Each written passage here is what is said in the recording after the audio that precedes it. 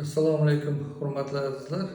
Mana bugun biz siz bilan bosh miya qon aylanish, venoz qon aylanish surunkali buzilishi to'g'risida so'z olib boramiz.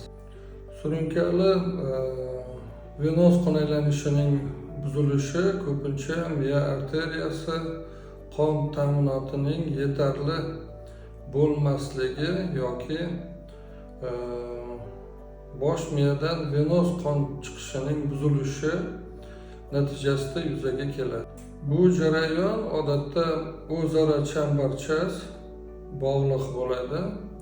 Miya arteriyasi tizimidagi qon oqimining buzilishi odatda venoz qon chiqishining sekinlashuviga olib keladi. Agar bosh miya bo'shlig'idan venoz oqimi to'silgan bo'lsa, intrakranial bosim oshadi. Bu esa arterial qon bosim, qon tomir perfuziyasi bosimi va miya to'qimasidagi metabolik jarayonlarga ta'sir qiladi.